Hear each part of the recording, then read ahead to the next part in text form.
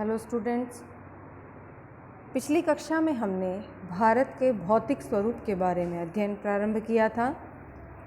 भारत के भौतिक स्वरूप के बारे में अध्ययन करते हुए हमने सर्वप्रथम यह जाना कि भारत को भौगोलिक रूप से 6 भागों में बांटा गया है।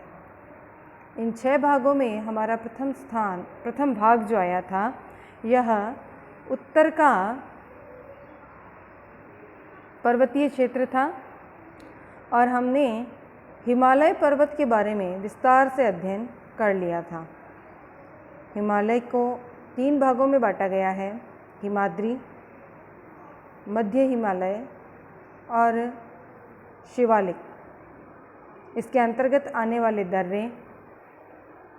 दर्रों के अलावा इसकी चोटियाँ, विभिन्न राज्यों में इसकी अवस्थिति आदि के बारे में हमने विस्तार से अध्ययन कर लिया था। आज हम उत्तर के मैदान के बारे में अध्ययन करने जा रहे हैं। उत्तरी मैदान में देखिए, हमने जब हिमालय के बारे में अध्ययन किया तब हमने विभिन्न हिमानियों के बारे में भी पढ़ा और हिमालय से निकलने वाली नित्यवाहिनी नदियों के बारे में पढ़ा। अब इन्हीं नदियों के द्वारा जो मैदानी उपजाऊ भाग निर्मित हुआ वह उत्तरी मैदान के नाम से जाना जाता है। आइए आज हम उत्तर के मैदान का विस्तृत अध्ययन कर लेते हैं। उत्तरी मैदान 3 प्रमुख नदी प्रणालियों गंगा, सिंधु एवं ब्रह्मपुत्र तथा इसकी सहायक नदियों से बना है। यह मैदान जलोढ़ मृदा से बना है। जलोढ़ नदियों द्वारा बहाकर लाई गई उपजाऊ मिट्टी होती है। जलोढ़ नदियों द्वारा बहाकर लाई गई उपजाऊ मिट्टी होती है। इसे 2 भागों में बांटा जाता है, एक नवीन जलोढ़, एक पुरानी जलोढ़, या खादर और बांगर भी कहते हैं। खादर नवीन जलोढ़ को कहते हैं और बांगर पुरानी जलोढ़ को कहते हैं। देखिए, जब नदियाँ अपने नियमित प्रवाह में बहती हैं, मानसून में उनका जल स्तर बढ़ता है, तब हर साल जिन स्थानों पर उनका जल पहुँचता है उन स्थानों पर हर साल नवीन मृदा की आपूर्ति होती रहती है। इसी को नवीन जलोढ़ मृदा कहते हैं। लेकिन कई बार मानसून की अधिकता के कारण नदियों में बाढ़ें आती है, नदियों का जल स्तर सामान्य से कहीं अधिक बढ़ जाता है, तब वह अपने आसपास के बहुत सारे इलाके में जल फैला देता है और तब उस बड़े इलाके में भी जलोढ़ मृदा की एक परत बन जाती है और यह 2-3 सालों में एक बार ही होती है, तो इसे पुरानी जलोढ़ कहा जाता है। यह मैदान जलोढ़ मृदा से बना है। लाखों वर्षों में हिमालय के गिरिपाद में स्थित बहुत बड़े बेसिन में जलोढ़ों के निक्षेप हुए। निक्षेप यानी उसे लाकर छोड़ देना, ठीक है, जिससे इस उपजाऊ मैदान का निर्माण हुआ है। इसका विस्तार 7 लाख वर्ग किलोमीटर के क्षेत्र पर है। यह मैदान लगभग 2400 किलोमीटर लंबा और 240 से 320 किलोमीटर चौड़ा है। यह सघन जनसंख्या वाला भौगोलिक क्षेत्र है। अब बात की जाए तो यहाँ की जनसंख्या सघन क्यों है? क्योंकि यहाँ पर देखो, पेयजल की आपूर्ति अच्छी है, खाद्य पदार्थों का, कृषि का सोर्सेज बहुत अच्छे हैं और समतल मैदानी इलाका होने के कारण यहाँ अन्य औद्योगिक विकास भी बहुत ढंग से हो चुके हैं। तो औद्योगिक क्षेत्र भी है, सभी संसाधन भी उपलब्ध हैं और सामान्य जनजीवन यहाँ पर सुगमतापूर्वक जिया जा सकता है। तो इन्हीं सभी सुविधाओं के कारण यह जो क्षेत्र था यह सघन आबादी वाला बन गया। समृद्ध मृदा आवरण, पर्याप्त पानी की उपलब्धता और अनुकूल जलवायु के कारण कृषि की दृष्टि से यह भारत का अत्यधिक उत्पादक क्षेत्र है। आगे बात करें, उत्तरी पर्वतों से आने वाली नदियाँ निक्षेपण कार्य में लगी हैं। निक्षेपण यानी भराव, ठीक है ना। नदी के निचले भागों में ढाल कम होने के कारण नदी की गति कम हो जाती है, जिसके परिणाम स्वरूप नदीय द्वीपों का निर्माण होता है। ये नदीय द्वीप मतलब द्वीप की परिभाषा हमने क्या पढ़ रखी है कि ऐसा स्थलीय भूभाग जो चारों तरफ जल से घिरा हो द्वीप कहलाता है। अब नदी यदि 2 धाराओं में बट जाए और आगे जाकर के पुनः एक धारा का रूप ले, तब वह एक द्वीप की स्थिति का निर्माण कर देती है। और ब्रह्मपुत्र नदी जो कि आसाम में बहती है भारत में, इसमें दुनिया का सबसे बड़ा नदीय द्वीप माजुली स्थित है। ठीक है, आप सभी ध्यान रखिएगा, दुनिया का सबसे बड़ा नदीय द्वीप माजुली हमारे असम के अंदर ब्रह्मपुत्र नदी में स्थित है। फिर बात की जाए, नदियां अपने निचले भाग में गाद एकत्र हो जाने के कारण बहुत सी धाराओं में बट जाती है। देखो, नदियों के साथ जो चिकनी मिट्टी बहकर आती है उसे गाद कहते हैं, और यह बहुत सारी मात्रा में जब जमा हो जाता है तब नदी के बहाव को अवरुद्ध कर देता है। जब एक स्थान से बहाव अवरुद्ध होता है तो वह अपने लिए दूसरा मार्ग तलाशता है, और इस प्रकार वह अपने लिए मार्ग तलाशते हुए विभिन्न धाराओं में बट जाता है, और ये धाराएं फिर आगे चल कर के वितरिका कहलाती हैं। ठीक है, एक सामान्य नीले कॉलम के अंदर परिभाषा दी गई है दोआब की। दोआब का अर्थ है दो नदियों के बीच का भाग। दोआब दो शब्दों से मिलकर बना है, दो तथा आब, आब अर्थात पानी। इसी प्रकार पंजाब भी दो शब्दों से मिलकर बना है। पंज का अर्थ है पाँच और आब का अर्थ है पानी, यानी कि 5 नदियों के पानी या 5 दोआबों से मिलकर बनने वाला राज्य। ठीक है, उत्तरी मैदान को मोटे तौर पर 3 उपवर्गों में विभाजित किया गया है। उत्तरी मैदान के पश्चिमी भाग को पंजाब का मैदान, सिंधु तथा इसकी सहायक नदियों द्वारा बनाए गए मैदान को बहुत बड़ा भाग पाकिस्तान में स्थित है। देखो, सिंधु नदी का अधिकांश जल वैसे पाकिस्तान में ही जाता है। 80% जल जो सिंधु नदी के जल बंटवारे का समझौता हुआ था 1960 में, उसके अंतर्गत था कि भाई सिंधु का 80% जल पंजाब को और 20% जल भारत को दिया जाएगा। लेकिन भारत ने कभी भी 20% जल पर अपना अधिकार नहीं जताया और सदैव ही पाकिस्तान को दे दिया था। लेकिन जब पुलवामा अटैक हुआ था उस समय भारत ने अपने हिस्से के जल को रोकना प्रारंभ कर दिया था। ठीक है, तो आगे बात करें तो हम बात कर रहे हैं सिंधु का जो अधिकांश मैदानी भाग है नदी का, वह पाकिस्तान में है। सिंधु तथा इसकी सहायक नदियां झेलम, चेनाब, रावी, व्यास, सतलुज हिमालय से निकलती हैं। मैदान के इस भाग में दोआबों की संख्या बहुत अधिक है। गंगा मैदान का विस्तार घग्गर तथा तिस्ता नदियों के बीच है। यह उत्तरी भारत के राज्य हरियाणा, दिल्ली, उत्तर प्रदेश, बिहार, झारखंड के कुछ भाग तथा पश्चिमी बंगाल में फैला हुआ है। ब्रह्मपुत्र का मैदान इसके पश्चिम विशेषकर असम में स्थित है। माजुली भी असम में ही स्थित है। ठीक है, उत्तरी मैदान की व्याख्या सामान्यतः इसके उच्चावचों के बिना किसी विविधता वाले समतल स्थल के रूप में की जाती है। यह सही नहीं है। इन विस्तृत मैदानों की भौगोलिक आकृतियों में भी भिन्नता है। प्राकृतिक भिन्नता के आधार पर उत्तरी मैदान को 4 भागों में विभाजित किया गया है। नदियां पर्वतों से नीचे उतरते समय शिवालिक की ढाल पर 8 से 16 किलोमीटर चौड़ी पट्टी में गुट्टिका का निक्षेपण करती हैं। गुट्टी का मतलब गोल गोल पत्थरों का सा जो क्षेत्र होता है, बारीक मिट्टी नहीं होती है, इनमें नीचे जल बहता रहता है और लगभग पत्थरों की आकृति होती है जो कि गोल हो चुकी होती है लुढ़कते लुढ़कते नदियों के साथ, और इसका निक्षेपण करने से इस मैदान का निर्माण हुआ है 8 से 16 किलोमीटर चौड़ी पट्टी के अंतर्गत। अब आगे बात करें, उत्तरी मैदान की व्याख्या सामान्यतः इसके उच्चावचों में बिना किसी विविधता वाले समतल स्थल के रूप में की जाती है। यह सही नहीं है। इन विस्तृत मैदानों की भौगोलिक आकृतियों में भी भिन्नता पाई जाती है। आकृतियां भिन्नता के आधार पर उत्तरी मैदान को 4 भागों में विभाजित किया जा सकता है। पहला, नदी पर्वतों के नीचे उतरते समय शिवालिक की ढाल पर 8 से 16 किलोमीटर की चौड़ी पट्टी में गुट्टिका का निक्षेपण होता है। इसे भाबर के नाम से जाना जाता है और इस क्षेत्र को क्या कहते हैं? भाबर।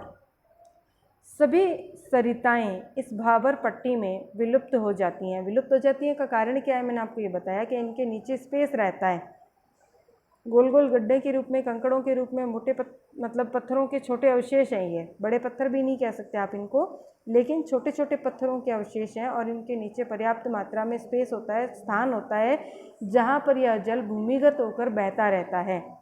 भाबर क्षेत्र में नदियाँ भूमिगत हो जाती हैं, ऊपर धरातल पर बहती हुई दिखाई नहीं देती हैं। सभी सरिताएं इस भाबर पट्टी में विलुप्त हो जाती हैं। इस पट्टी के दक्षिण में ये सरिताएं और नदियां पुनः निकल आती हैं और नम तथा दलदली क्षेत्र का निर्माण करती हैं, जिसे तराई कहा जाता है। अब देखो, जब ये कंकड़ वाला स्थान खत्म होता है और बारीक मिट्टी से थोड़ी मोटी मिट्टी जहाँ आती है, वहाँ पर ये नदियाँ क्या है, वापस धरातल पर दिखाई देने लगती है। अब होता क्या है कि इन स्थानों पर ये नदियाँ एक धारा में नहीं बहती हैं, ये कई वितरिकाओं में निकलेंगी और फिर धीरे धीरे ये अपना मार्ग निश्चित करेंगी। तो कई वितरिकाओं में निकलने के कारण इस क्षेत्र को तराई क्षेत्र कहा जाता है। यह वन्य प्राणियों से भरा घने जंगल वाला क्षेत्र था। बंटवारे के बाद पाकिस्तान से आए शरणार्थियों को कृषि योग्य भूमि उपलब्ध कराने के लिए इस जंगल को काटा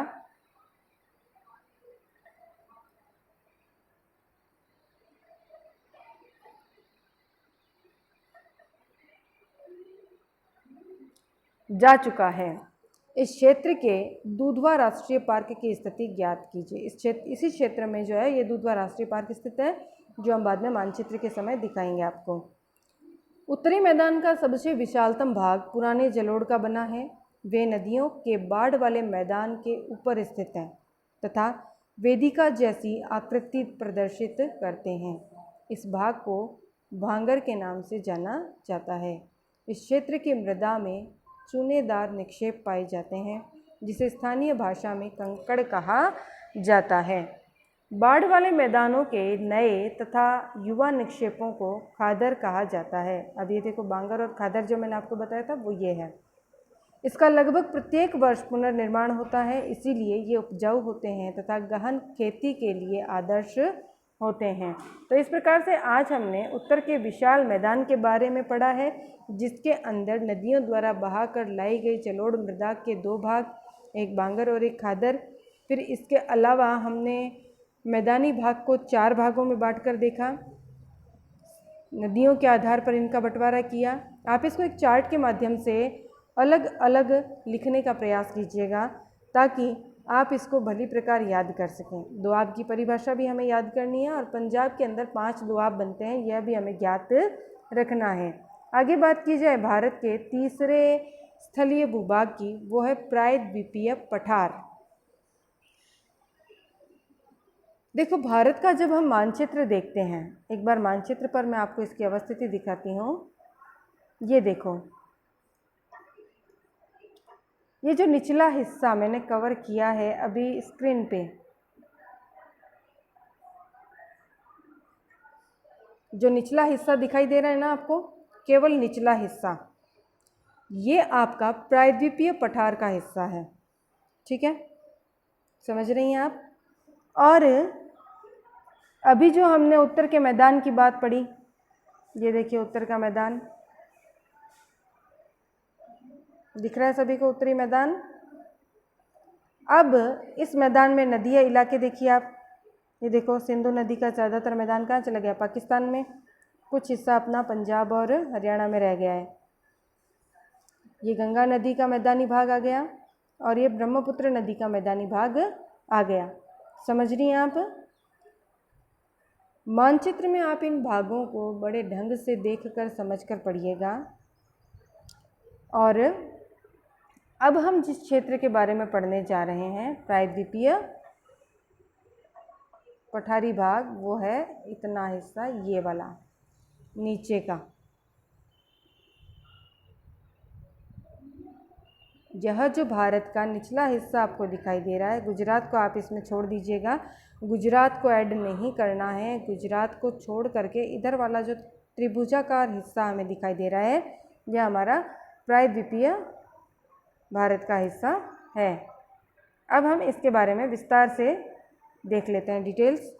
प्रायद्वीपीय पठार एक मेज की आकृति वाला स्थल है, जो पुराने क्रिस्टलीय आग्नेय और रूपांतरित चट्टानों से बना है। यह गोंडवाना भूमि के टूटने एवं अपवाह के कारण बना था तथा यही कारण है कि यह प्राचीनतम भूभाग का एक हिस्सा है। जब पृथ्वी के निर्माण की बिग बैंग थ्योरी पढ़ी जाती है तब ये कहा जाता है कि भारत का जो प्रायद्वीपीय पठारी हिस्सा है यह किसी अन्य खंड से टूटकर, सीधे शब्दों में कहूँ तो दक्षिणी अमेरिका से टूटकर भारत की तरफ समुद्र में बहकर आया और दबाव के कारण भारत के उत्तरी भाग से जुड़ गया और भारत की यह जो ज्योग्राफिकल स्थिति है यह बन गई थी। ठीक है, आपने वर्ल्ड मैप देखा था। वर्ल्ड मैप के अंतर्गत मैंने आपको बताया था, फ्रांस की क्रांति पढ़ते समय मैंने आपको वर्ल्ड मैप दिखाया था ना। उसी समय मैंने आपको बताया था कि इस वर्ल्ड मैप के अंदर आप सभी देशों को ठीक से देख लेना, तब आप दोबारा गौर कीजिएगा। भारत का जो प्रायद्वीपीय हिस्सा है उसको अगर वहाँ से उठा करके आप दक्षिणी अमेरिका में जोड़ें तो बराबर सारी चीज़ें एकदम फिट होती हैं, जुड़ता है यहाँ से ये। तो बिग बैंग थ्योरी ये कहती है कि भाई दक्षिणी अमेरिका के हिस्से से यह टूट कर भारत की ओर आ गया था। गोंडवाना लैंड का हिस्सा है जो कि बाद में भारत का प्रायद्वीपीय पठारी भाग बना है। ठीक है, यह प्राचीनतम भूभाग का एक हिस्सा है। इस पठारी भाग में चौड़ी तथा छिछली घाटियाँ एवं गोलाकार पहाड़ियाँ हैं। इस पठार के दो मुख्य भाग हैं, मध्य उच्च भूमि तथा दक्कन का पठार। नर्मदा नदी के उत्तर में प्रायद्वीपीय पठार का वह भाग जो कि मालवा के पठार की अधिकतर भागों पर फैला है उच्च मध्य भूमि के नाम से जाना जाता है। विंध्याचल श्रृंखला और सतपुड़ा की श्रृंखला, ये दो बड़ी पर्वत श्रृंखलाएं जो प्रायद्वीपीय पठार के अंतर्गत हैं। ठीक है ना। और उत्तर पश्चिम में अरावली से घिरी है। पश्चिम में यह धीरे धीरे राजस्थान के बलुई एवं पथरीले मरुस्थल से मिल जाता है। इस क्षेत्र में बहने वाली नदियाँ चंबल, सिंध, बेतवा, केन दक्षिणी पश्चिमी से उत्तर पूर्व की तरफ बहती है। इस प्रकार वे इस क्षेत्र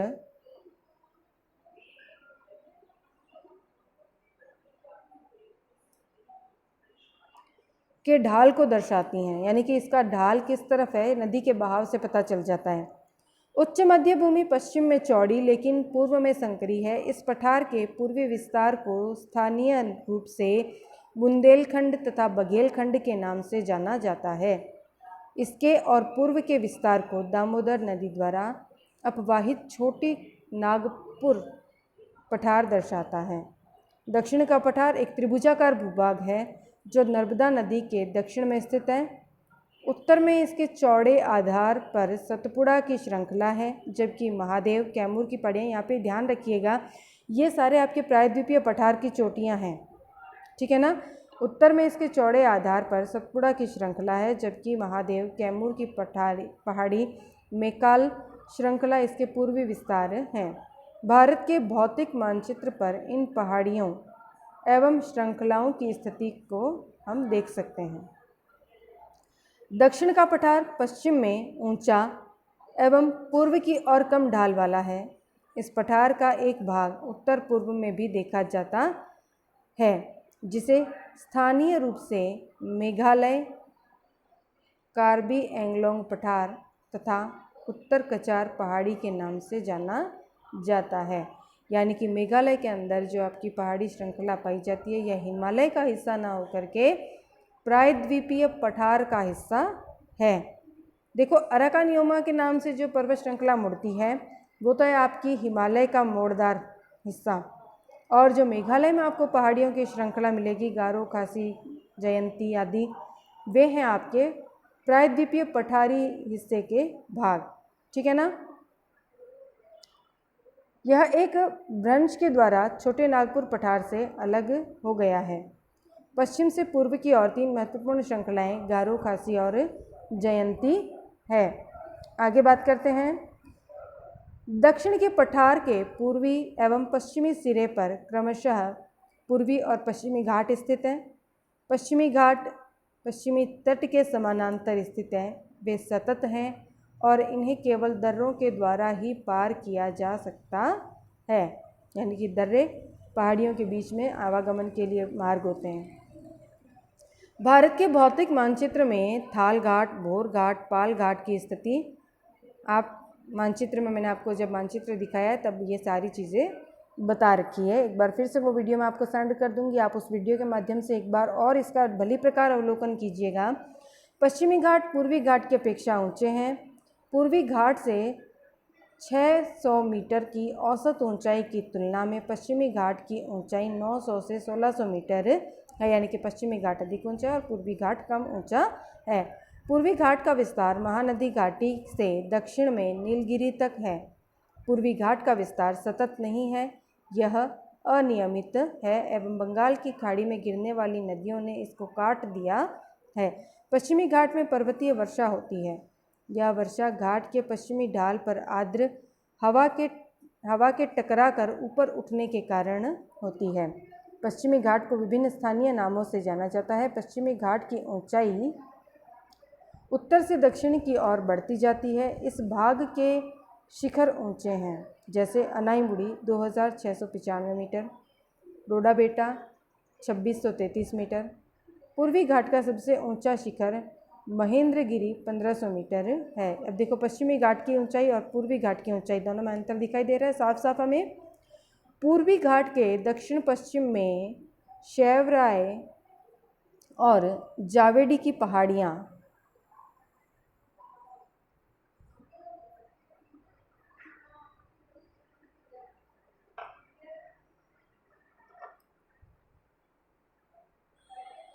स्थित है।